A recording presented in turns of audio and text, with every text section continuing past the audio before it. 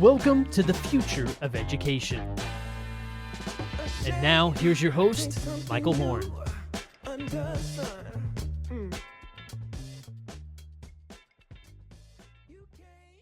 Welcome to the future of education, where we are passionate about building a world in which all individuals can build their passions, fulfill their potential, and live a life of purpose.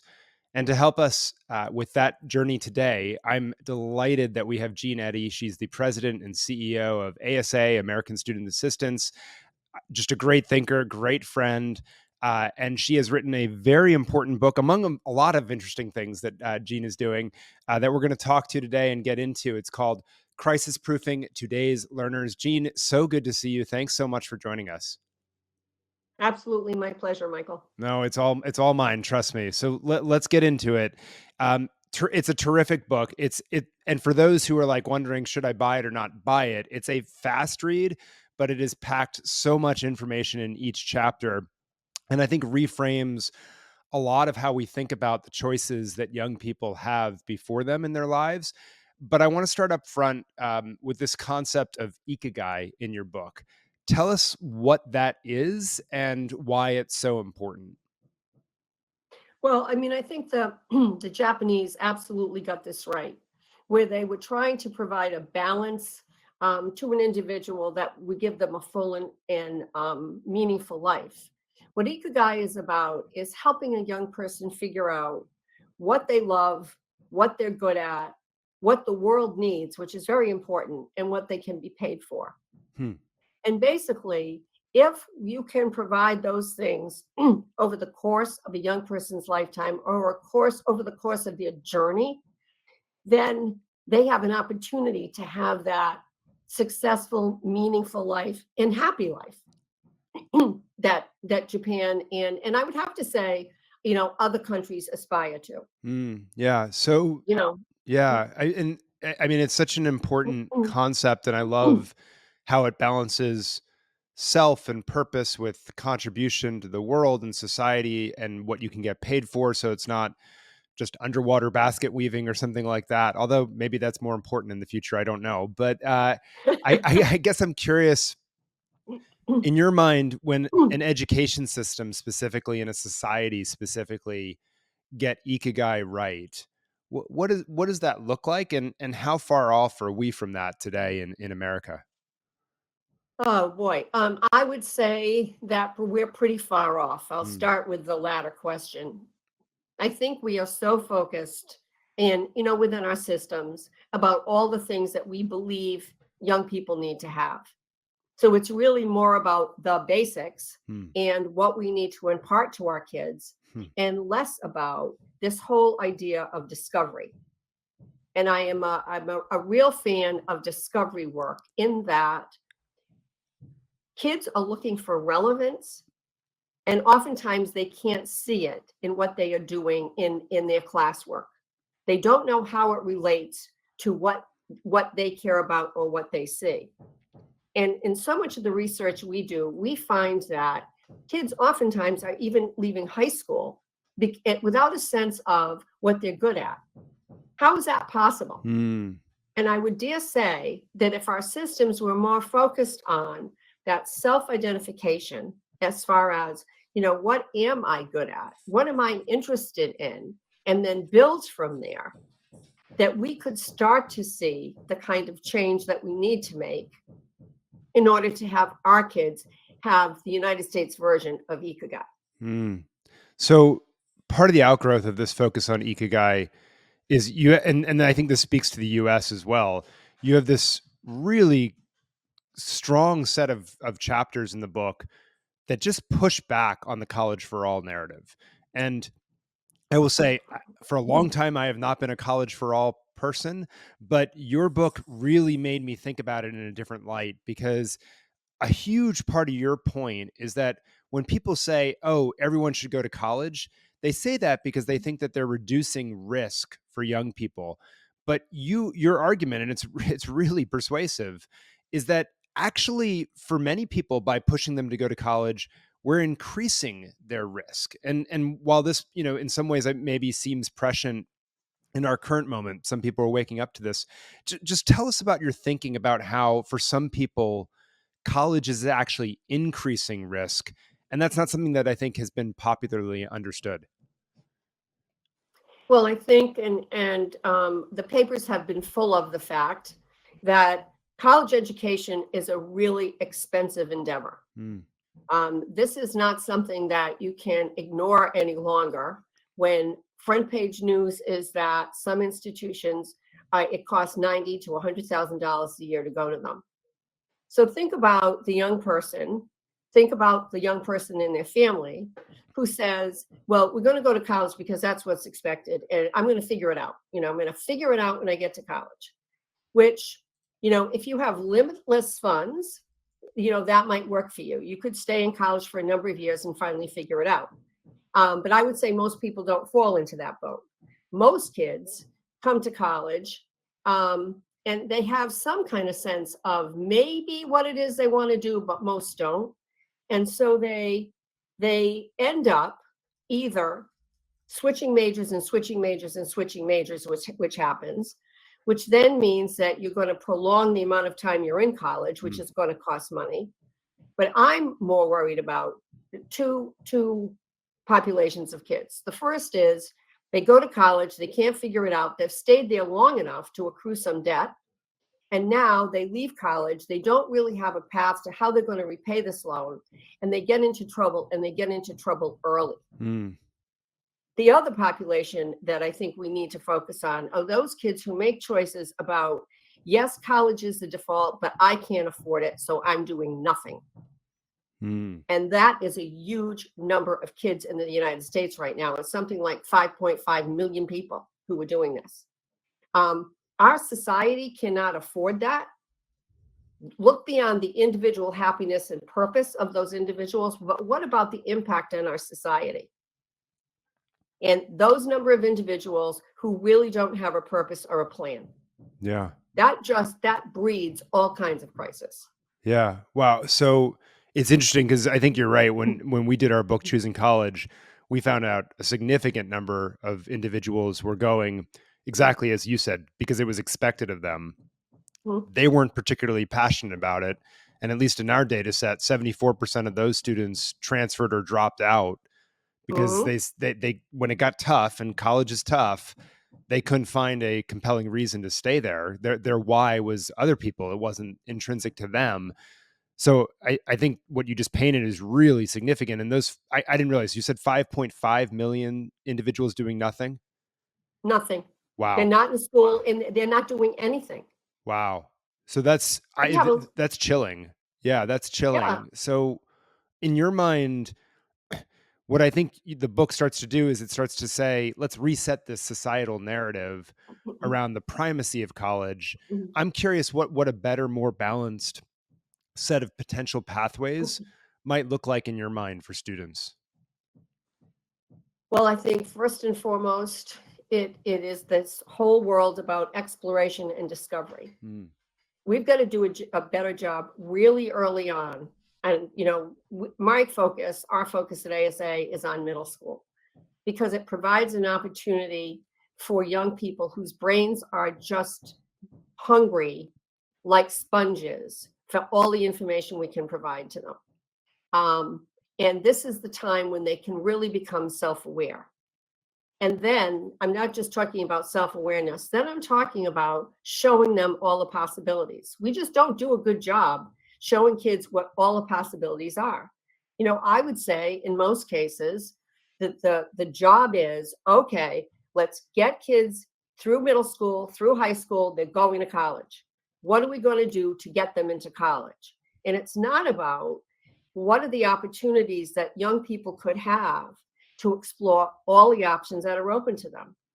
I keep talking about skilled trades. I talk about them a lot because we have young people who have the aptitude, but moreover, the desire to get into those areas. And we don't show them what's possible or how to do it or the skills you need for it. I always talk about plumbers, but plumbers, apart from making a very good wage in the state of Massachusetts, Many of those young people, those young plumbers, have got to be entrepreneurs. Mm. They have to have a business sense. They have to have a business plan. There are all kinds of things about skilled trades that we don't open the doors to our young people to tell them these are the kinds of things you need to be successful in these areas. So, how can someone know that they are suited to do a particular job if we don't even show them what those jobs are? And we can do a better job of doing that while they're in school. Yeah. So talk to us about that, because this is something you've over several years now have opened my eyes to, about the importance of this. And as you said, middle school is when you all focus. Why middle school? Why is that the critical age when that exploration should start? And are there schools or programs out there that you're like, follow them, do what they're doing? Oh, yeah, totally. I mean, well, first and foremost, when you think about middle school, not only does it give you an opportunity to work with a young person or to enlighten a young person who has not developed, or I'm going to say, bought into what all our other friends are doing. They're willing to go out and explore, ask questions, and do those kinds of things that can help them figure things out with all those other things, bothering them. They are less stressed about what's going on in their world than in just a few years they're going to be highly stressed because they're in high school and they're worrying about all these things. One of the things I learned early on when I was investigating when was a great time to start talking to kids about careers is I actually read a study by ACT, and they were talking about the fact that there are certain things kids need to get while they're in middle school so that they can make good choices about what they do in high school. And think about it. These middle school kids have got to pretty much determine, okay, what is it I want to study in high school? And it's not so dictated as it once was. Mm-hmm. And unfortunately, if you make the wrong choice about a course you're going to take in high school, and then find out later on that doesn't comport with what it is you need for that next step, suddenly you're out of luck. Mm-hmm. So middle school to me is absolutely prime time for all those reasons. Now, I think you've heard me say this 1,000 times, Michael. I mean, the national model of how to do this well is in Cajon Valley. And, World of Work schools, to be able to start working with kids, and they do it early. They do it starting in kindergarten, Yeah. where they have kids discover their talents and abilities. But then they make the courses that kids take in high school, even middle school, be relevant so that you can go exploring. You can see all kinds of things to test and try. Yeah. Now, there are some great schools out there who are doing things like with the CAPS network that are basically allowing kids to do hands-on things to discover if what they think they are interested in is actually what they would like to pursue further. Mm. We needs to start, and it is happening, but it's happening in pockets. There are schools in New York that we talk to. There are some in Massachusetts who are embracing these kinds of philosophies, but it's not widespread. And I would say it needs to be if we're going to impact this. Yeah. So I'm curious, what's the way forward for, realizing that vision and getting more schools on board, right? You're obviously, as you named a bunch of really interesting examples there, CAPS, Cajon, different schools that are doing some very cool things. How do we, you obviously have a lot of bottoms up work, right? You all also have Mhm. digital platforms out there that allow young people to engage, and learn about different career pathways and so forth. But it seems like a lot of this is in resetting the narrative and sort of societal expectations about how we think about these alternative pathways. So I'm just curious, like, how we do that in your mind. Is this sort of a slow moving until all of a sudden everyone sort of figures it out? Or is this a national thing that we need? What's the right way to reset expectations? Well, I mean, one of the reasons why I wrote the book is that this isn't just about a school system or about digital initiatives or, pockets of places across the country. This is about a conversation that needs to happen with legislators, with parents, with policymakers, with employers, because this is a problem that we all have to face. When I talk to parents about this, I oftentimes say, how often do you go to school committee meeting? Hmm. What is your PTO doing as far as being able to allow various things to happen within your school system? And parents will say, well, they really don't care. They do care. If parents come in and talk about these kinds of things, it matters. I think that there are superintendents across this country who have a vision and want to implement it, but they need the legislators around them and the policymakers to allow them to change the systems that they're in and give them the funding that they need. I was really heartened when President Biden talked about the fact that he wants to institute apprenticeships across the country. But something like that is not only going to take, it's wonderful for the President of the United States to say that, but as you know, Michael, every state has their own set of policies that you have to kind of work through. Yeah. This is going to be a case of starting, yes, national, but then state by state, which is an enormous amount of work to do. But this is why I write a book, you write books, we talk, as anybody who listens to us, we talk. And I think through that, more and more people are adopting. No, I appreciate the vision of where this goes and how it goes. Let me just ask like the last question that's sort of on my mind, which is one of those other yeah, but questions, which is, I'm just curious if there's a risk in your mind that for students, we might over-index on interests at the expense of some, other things that maybe are, you could imagine like a bunch of young people, they get exposed to influencers. They want to be an influencer. There's only so many people that can make money as an influencer. How do we get that ikigai balance right? So it's not just my interests and yeah, I love it, but also I can get paid for it and it helps society. The way to do that, I believe, is through work-based learning. It's through opportunities in high school. It's to be able to, and I would also say the connections to employers are going to be critical, because what you can be paid for is enormous in this context. I keep thinking about the number of times I've had conversations with my grandson when he was just a little guy, big basketball player, loved basketball, and had visions of, I'm going to be an NBA player. Yeah. Now the odds of a kid becoming an NBA player are like this much. Yeah. But loved it and was passionate about it. But along the way, as he went through middle school and high school now, he has come to discover of all the things that can happen around an NBA player, what that means and what you can be paid for. So I would not be at all surprised if at one point in time, my grandson said, I'm going to go out and I'm going to do sports reporting, or I'm going to go and be a trainer for a sports facility, because he's been exposed to those kinds of things.